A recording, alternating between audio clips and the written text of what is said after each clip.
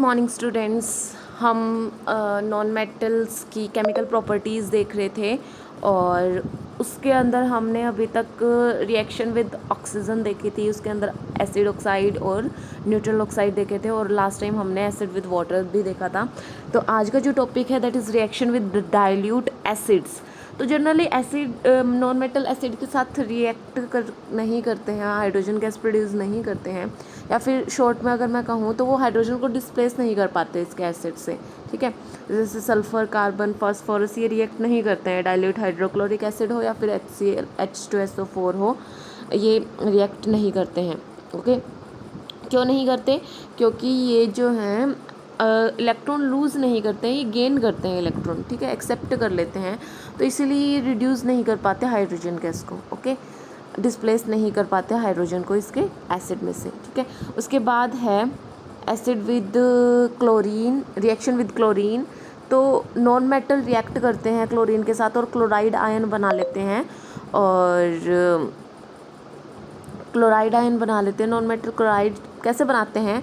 वो इलेक्ट्रॉन्स को शेयर करते हैं। ठीक है, जैसे कि अगर मैं एग्जांपल लूँ यहाँ पे, तो यहाँ पे क्या हो रहा है, हाइड्रोजन और क्लोरीन क्या कर रहे हैं, आपस में इलेक्ट्रॉन को शेयर कर रहे हैं। ठीक है, जैसे H पॉजिटिव होता है तो H पॉजिटिव को एक इलेक्ट्रॉन शेयर करने की ज़रूरत है। ऐसे क्लोरीन के लास्ट में 7 इलेक्ट्रॉन है, इसको भी एक इलेक्ट्रॉन शेयर करने की ज़रूरत है। तो यहाँ पे क्या करते हैं, शेयरिंग करके HCl बना लेते हैं, ये हाइड्रोजन क्लोराइड। ठीक है, कोवलेंट क्लोराइड है ये। और उसी तरीके से फॉस्फोरस भी कंबाइन करता है क्लोरीन के साथ और फॉस्फोरस ट्राइक्लोराइड बना लेता है। ठीक है, ये भी कोवलेंट क्लोराइड है। तो क्या रीज़न है इसके पीछे कि नॉन मेटल कंबाइन करते हैं क्लोरीन के साथ और कोवलेंट क्लोराइड बनाते हैं?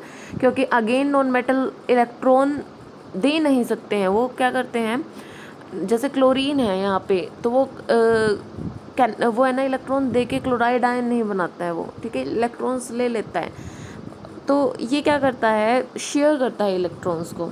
ठीक है, उसके बाद है रिएक्शन विद हाइड्रोजन, और नॉन मेटल कंबाइन करते हैं हाइड्रोजन और के साथ, और क्या बनाते हैं, हाइड्राइड बनाते हैं। ये हाइड्राइड जनरली लिक्विड होते हैं, गैसेस होते हैं। तो नॉन मेटल हाइड्राइड्स जो हैं, इनके अंदर आयंस नहीं होते हैं, और आयन नहीं होंगे वहाँ पे इलेक्ट्रिसिटी हम नहीं प्रोड्यूस कर पाएंगे। ठीक है, तो हाइड्रोजन जैसे कंबाइन कर रहा है यहाँ पे सल्फर के साथ, और क्या बना रहा है, हाइड्रोजन सल्फाइड। ये क्या है, एक हाइड्राइड है। ठीक है, उसी तरीके से नाइट्रोजन कंबाइन कर रहा है और क्या बना रहा है, नाइट्रोजन कंबाइन करके कोवलेंट ये भी हाइड्राइड बना रहा है, दैट इज़ अमोनिया। ठीक है, और उसके बाद है रिएक्शन विद सॉल्ट्स। तो क्या है, जनरली नॉन मेटल्स, अगेन इसके भी यही एक्सप्लेनेशन है कि नॉन मेटल जो है हाइड्रोजन क्या करता है, इलेक्ट्रॉन नहीं दे पाता है हाइड्रोजन को और हाइड्राइड आयन बना लेता है। ठीक है, ये हाइड्राइड्स आयन शेयरिंग से बनते हैं इलेक्ट्रॉन्स के बिटवीन मेटल और नॉन मेटल, और क्या बना लेते हैं, कोवलेंट बॉन्ड बना लेते हैं। ठीक है, और एसिड्स की तो बात हम पहले भी कर चुके हैं कि जो भी ज़्यादा रिएक्टिव मेटल होगा वो उसके अंदर से क्या कर लेगा, अपने सॉल्ट्स के अंदर से उसको डिस्प्लेस कर देगा, नॉन मेटल को डिस्प्लेस कर देगा। ठीक है, तो मोर रिएक्टिव नॉन मेटल क्या कर देगा, लिस्ट रिएक्टिव नॉन मेटल को डिस्प्लेस कर देगा उसके सॉल्यूशन में से या फिर इसके सॉल्ट में से। ठीक है, जैसे कि अगर क्लोरीन है और इसको मैं पास करवाती हूँ सोडियम ब्रोमाइड सॉल्यूशन के अंदर से, तो ये डिस्प्लेस कर देता है। अब ब्रोमाइड को इसने डिस्प्लेस कर दिया, यहाँ पे क्लोरीन आ गया। ठीक है, तो इसका मतलब क्या है, क्लोरीन ज़्यादा रिएक्टिव है एज़ कम्पेयर टू ब्रोमीन। ऐसे ही अगर मैं क्लोरीन पास करवाऊँ पोटेशियम आयोडाइड के अंदर से, आयोडीन सॉल्यूशन के अंदर से, तो वो क्या करता है, पोटेशियम आयोडाइड को डिस्प्लेस कर देता है और पोटेशियम क्लोराइड बना लेता है। ठीक है, उसके बाद है ऑक्सीडाइजिंग बिहेवियर। ऑक्सीडाइजिंग बिहेवियर क्योंकि नॉन मेटल क्या करते हैं, एक्सेप्ट नहीं करते हैं इलेक्ट्रॉन्स को, एक्सेप्ट कर लेते हैं इलेक्ट्रॉन्स को और नेगेटिव आयन बना लेते हैं। ठीक है, तो नॉन मेटल क्या करते हैं, एज अ ऑक्सीडाइजिंग एजेंट के तरीके से बिहेव करते हैं। ठीक है, जैसे कि अगर फ्लोरीन का एग्जांपल लें हम, तो फ्लोरीन जो है स्ट्रॉन्गेस्ट ऑक्सीडाइजिंग एजेंट है, ठीक है, क्योंकि ये रिड्यूस हो जाता है इसलिए स्ट्रॉन्गेस्ट ऑक्सीडाइजिंग एजेंट है। और इसका जो ऑक्साइड ये क्या करता है, ऑक्सीडाइज कर देता है वाटर को ऑक्सीजन से, और सल्फ़र को सल्फ़र हेक्साफ्लोराइड से, और फॉस्फोरस को फॉस्फोरस पेंटाफ्लोराइड से, ठीक है। उसी तरीके से ऑक्सीजन जो है एक स्ट्रॉन्ग ऑक्सीडाइजिंग एजेंट होता है, ये ऑक्सीडाइज कर देता है कार्बन को और क्या बना लेता है, कार्बन डाइऑक्साइड। सल्फ़र को ऑक्सीडाइज करके सल्फ़र डाइऑक्साइड बना लेगा, और फॉस्फोरस को ऑक्सीडाइज करके फॉस्फोरस पेंटाऑक्साइड बना लेगा, ठीक है।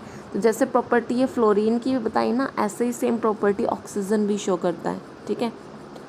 ओके, और लास्टली जो है हमने कुछ डिस्कस किया था, लास्ट का जो क्वेश्चन था कि इलेक्ट्रिक वायर पे हम जो कोटिंग करते हैं ताकि उसको इंसुलेट कर सके, मतलब कि उसको हमारे ऊपर करंट ना लगे, तो ऐसा किस चीज़ की कोटिंग करते हैं, तो उसका आंसर था PVC, पॉलीविनाइल क्लोराइड को हम यूज़ करते हैं ताकि हमें शॉक ना लगे, ठीक है।